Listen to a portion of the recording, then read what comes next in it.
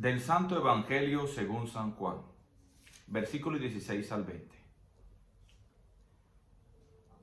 Y al terminar Jesús de lavarle los pies a sus discípulos, les dijo: Yo les aseguro que un siervo no puede ser mayor que su Señor, ni un enviado puede ser superior a quien lo envía. Sabiendo esto, serán dichosos si lo ponen en práctica. No estoy hablando de todos ustedes. Yo sé muy bien a quiénes elegí.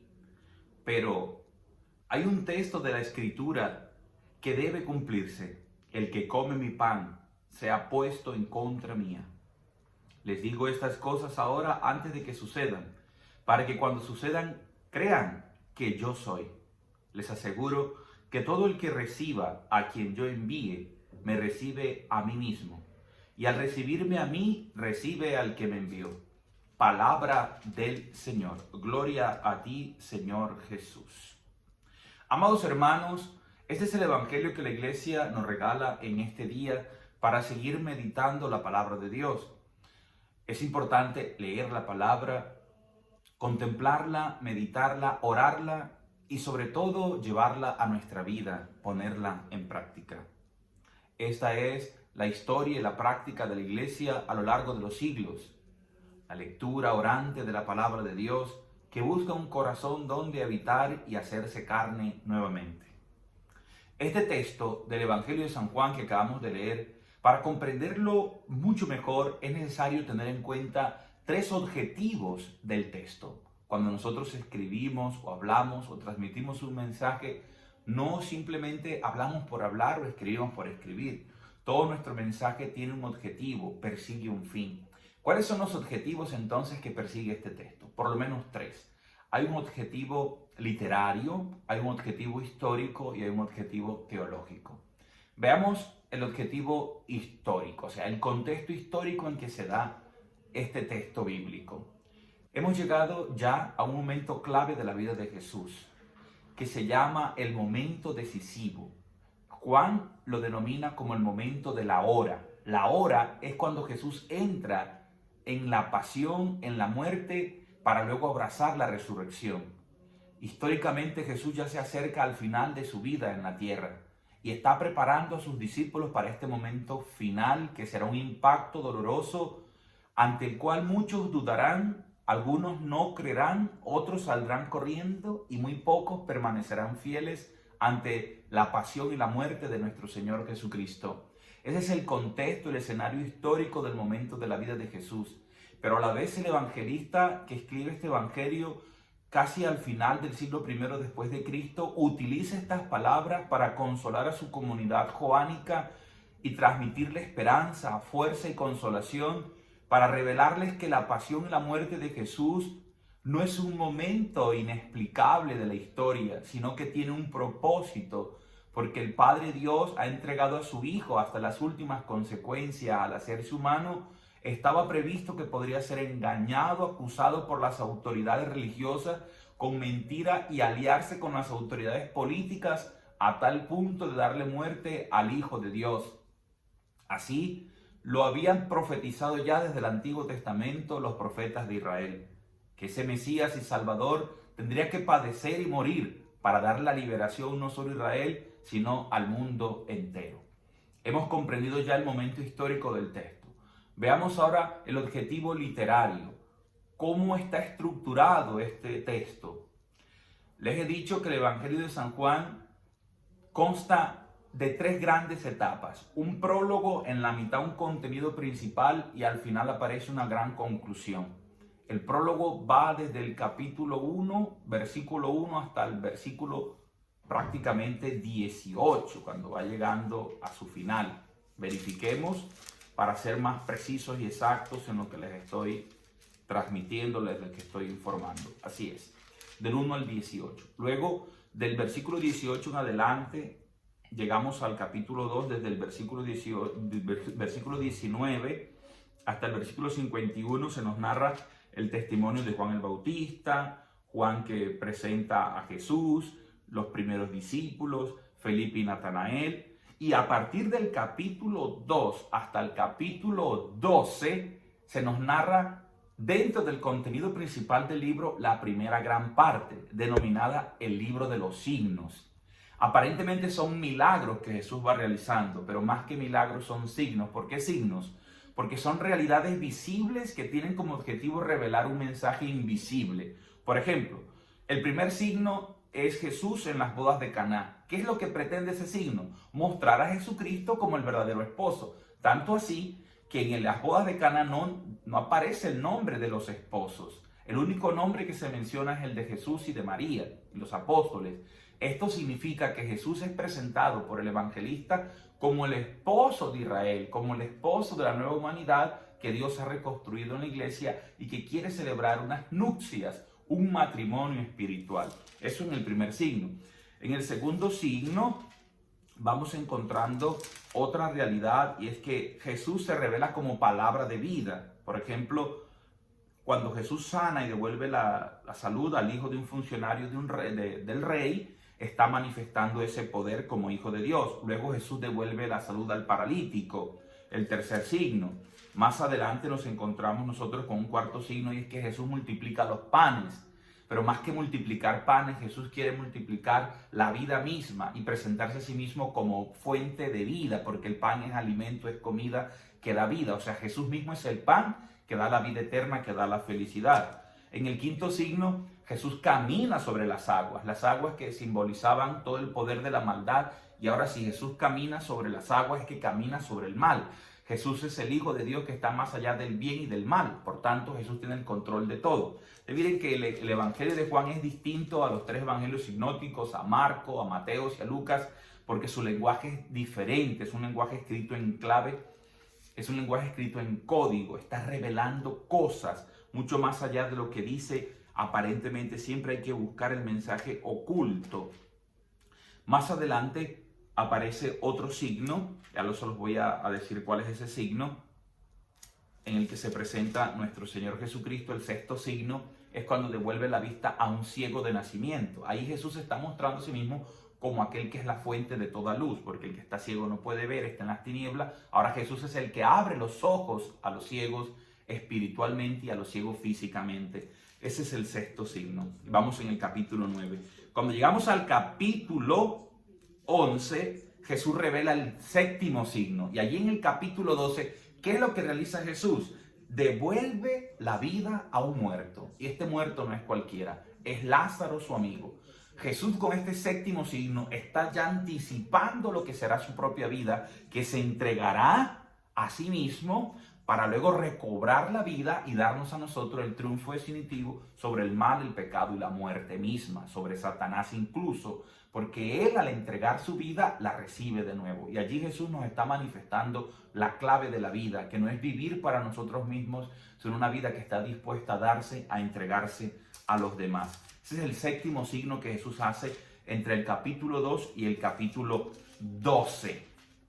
Una vez que llegamos nosotros al capítulo 12, saltamos al 13, y es allí, ayer decía que al llegar al capítulo 12, la gente admirada ante Jesús debe tomar una decisión. La mayoría de los que lo están siguiendo, ¿a quién iremos?, se preguntan los apóstoles. Y Pedro entonces responde a sí mismo: ¿a quién iremos, Señor, si solo tú tienes palabras de vida eterna? Aquí el gran grupo de discípulos empieza a reducirse, porque había mucha gente que seguía a Jesús, pero en verdad no lo seguía de corazón, no entendían su mensaje, y luego sus palabras le parecen demasiado duras, y algunos deciden dejarlo, marcharse e irse. Otros permanecen al lado de Jesús.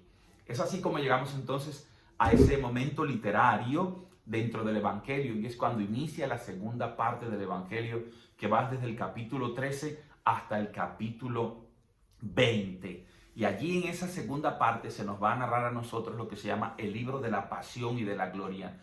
Y es el evangelista Juan el que insiste en la palabra gloria, en la palabra pasión, en la palabra hora, para mostrar el acontecimiento doloroso de Cristo sobre la cruz, no como un patíbulo, no como algo horroroso y terrorífico, sino que a través de esa entrega de dolor hay un amor más grande que la mueve a Jesús. Por eso la cruz para el evangelista San Juan no es un patíbulo de tormento y de suplicio y de dolor sin sentido, sino que es el trono donde el Rey de la gloria viene a reinar en cada corazón humano que está dispuesto a acogerlo y a imitar ese estilo de vida. Ese es el objetivo de la literatura dentro de este texto bíblico. O sea, nos está mostrando una clave literaria diferente. Tanto es así que el capítulo 13 es denominado en los géneros literarios de testamento. Un testamento es un género literario que se encuentra ya también en la antigua alianza. Por ejemplo, cuando los patriarcas iban a morir, llamaban a sus hijos y conseñaban, o sea, entregaban sus últimas palabras, sus últimos deseos. Y las últimas palabras de una persona antes de morir son muy importantes y por eso deben prestársele mucha atención y ser tenidas en cuenta. Ahora Jesús se acerca ante el dolor, se acerca ante la muerte y se está preparando. Entonces empieza a decirle a sus discípulos las palabras finales. Y en esas palabras finales inicia entonces el momento de la pasión y la entrada a la muerte en la crucifixión de Jesús. ¿Y qué hace Jesús allí? Toma una toalla, toma una ponchera con agua, se quita el vestido y se pone de rodillas, le da la vuelta a los discípulos y los va lavando. Las mesas eran distintas en el mundo antiguo, o sea, estaban al centro y la gente la rodeaba en forma de círculo y acostaban así, y se acostaban y comían casi que acostados, o sea que los pies le quedaban hacia atrás. Entonces, imagínense que esta gente extendida con los pies hacia atrás y el que tenía que lavar los pies se iba dando la vuelta. Jesús le lava los pies dándole la vuelta a los discípulos. El mismo Dios que es creador se pone ahora de rodillas para lavar los pies a la criatura. ¿Qué vamos a encontrar en esta estructura literaria? Hay un signo, que es el signo del lavatorio de los pies, luego viene un discurso en torno a este signo y luego viene una exhortación. Es decir, Jesús realiza una acción, luego da un discurso sobre la acción, o sea, explica el significado de la acción y luego hace una invitación a poner en práctica. Eso se llama una exhortación parenética en griego, que quiere decir una exhortación de carácter moral. Lo que yo estoy realizando, lavarte los pies, tiene un sentido, un propósito, un significado. Y esto debe ser puesto en práctica. Esa es la estructura literaria que nos ofrece el capítulo 13 a nosotros. Ahora, por último, veamos cuál es el objetivo teológico, o sea, cuál es el mensaje de fe que busca transmitir este capítulo. La idea fundamental es que inicia el momento clave de la vida de Jesús. Entonces, su mesianismo y su unción como hijo de Dios, Mesías significa ungido. Y el Hijo de Dios, obviamente el Hijo del Padre, es el Mesías, Hijo de Dios, tiene que ser Dios como su Padre Dios. ¿Cómo es posible que ahora, para llegar a la gloria, tenga que pasar por el dolor, por la pasión y por la muerte? O sea, ¿cómo se combinan? ¿Cómo, diríamos popularmente, cómo se come eso? ¿Cómo es posible que Dios tenga que morir? ¿Cómo es posible que el Mesías, que va a liberar a Israel del dominio romano, de un pueblo más poderoso, más fuerte, ahora tiene que morir? ¿Cómo se entiende eso? Los discípulos no podían entenderlo. Por eso Jesús se lo va a revelar, les va a decir, esto hace parte de un propósito del Padre. El Padre sabe que mi mensaje poderoso de amor, de perdón, de misericordia, los poderosos no lo van a entender y me van a rechazar. Las autoridades judías y las autoridades romanas se van a aliar y van a querer callar mi voz, porque estoy siendo voz de los que no tienen voz. Van a querer callar mi mensaje porque es un mensaje de paz y de reconciliación y no les conviene a sus intereses. Por eso van a hacer todo lo necesario para exterminarme, para eliminarme, porque yo vengo a traer una propuesta nueva de amor que libera al ser humano. Y la consecuencia última de esto puede llegar a ser la muerte. Entonces ahí Jesús comprende que su vida va a llegar a término, va a llegar al final de una manera dolorosa, de una manera cruenta, de una manera cruel. Y suda sangre. Más adelante vendrá cuando el mismo evangelista en el capítulo 16-17 pone la oración sacerdotal de Jesús y dice que Jesús sudaba sangre. Era tan fuerte el estrés que Jesús estaba viviendo que sudó sangre. Y se han hecho estudios científicos que demuestran que una persona cuando está así de estresada puede llegar a sudar sangre. Y esto manifiesta que Jesús se hizo hombre en toda la dimensión de la palabra. El tema teológico central es Jesucristo, Hijo de Dios, y Jesucristo, Mesías. ¿Cómo es posible que tenga que morir? ¿Y por qué y para qué tiene que morir? ¿Por qué tiene que entrar ahí? Es la consecuencia lógica de anunciar la palabra del Padre, de proponer un mensaje nuevo de amor y de liberación. Ahora, allí tiene sentido el lavar los pies. Pasar por la cruz significa anticipadamente estar dispuesto a servir y a entregarse a los demás. Solo una vida de servicio y de entrega a los demás es una vida que se deja crucificar y que no crucifica a los demás. El poder que Dios le ha dado al ser humano y el poder que hoy tiene la iglesia con sus estructuras, con sus dicasterios, que está el Papa, están los cardenales, están los obispos, los sacerdotes, que tenemos la ciudad del Vaticano, que hay arte, que hay tantas riquezas artísticas, incluso materiales, tienen sentido como poder en tanto y en cuanto a través de ese poder servimos a los demás. Si el poder que Cristo nos ha conferido a nosotros como sus elegidos lo usamos solo para nuestro propio servicio, no sirve lamentablemente. Puedo ser papa, puedo ser cardenal, puedo ser obispo, puedo ser sacerdote, diácono, puedo tener todo el poder del mundo, pero si con el poder que Cristo me ha dado no me entrego al servicio de los demás, no lo uso para el beneficio de los otros, estoy lejos de la actitud de Cristo que lavó los pies a los discípulos y que le dice que si ustedes hacen esto, me están entendiendo mi mensaje. Y quien me recibe a mí, recibe a aquel que me ha enviado. Porque recibir a Cristo significa no solo acogerlo en su cuerpo y sangre sacramental en la Eucaristía, sino estar dispuesto a acoger a Cristo en el hermano, aunque piense y hable y actúe diferente a mí. Acogerlo en el pobre y el mendigo que vive por las calles. Acogerlo en la gente más pobre y más sencilla, pero también en el poderoso y en el rico. Acogerlo en los demás.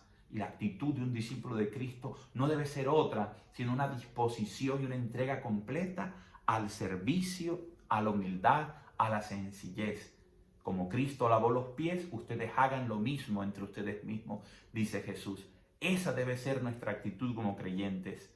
Lavar los pies al otro significa pedir perdón, significa servirle a quien me necesita, significa escuchar a quien necesita ser escuchado, consolar a quien busca ser consolado, amar antes que buscar ser amado. Este es, hermanos, el mensaje profundo, muy profundo, teológicamente, que expone y desarrolla el inicio de la segunda parte de este libro dentro del Evangelio de San Juan, que es a partir del capítulo 13. Es tan hermoso cómo se abre el capítulo 13 diciendo en el versículo 1, era la víspera de la fiesta de la Pascua. Jesús sabía que le había llegado la hora de dejar este mundo para ir al Padre. Esa hora es la hora de la glorificación. Y Pascua, Pesaj en hebreo, significa pasar. Jesús ha hecho una doble Pascua. La primera Pascua que hace es la del Padre de los cielos a la tierra. Pasó del cielo a la tierra. Ahora tiene que pasar de la tierra al cielo para ser glorificado plenamente y manifestar que en esa vida entregada por amor está la gloria de Dios. Tú y yo somos la obra más excelsa y sublime que Dios ha creado. Y glorificamos al Padre Dios cuando estamos dispuestos a amar a los demás y aceptar en nosotros no a un enemigo, sino ver en ese enemigo a un propio hermano, hijo también del mismo Padre. Por consiguiente, somos hermanos todos. Es el mensaje que insiste el Papa Francisco cuando habla de fratelli tutti, o sea, hermanos todos, hijos del mismo Padre, gracias al único Hijo, Jesús de Nazaret. Que el Espíritu Santo siga guiando a la iglesia, nos siga guiando a nosotros y nos ayude cada día a vivir coherentemente este mensaje de amor, de servicio y de entrega. Eso significa acoger a Jesús, el enviado del Padre. Quiere decir acoger al Padre y vivir imitándolo a Él todos los días de nuestra vida, lavando los pies a quien lo necesite. Arrivederci. Ciao a tutti. Juanca Mendoza. En Cristo la vita è più gustosa.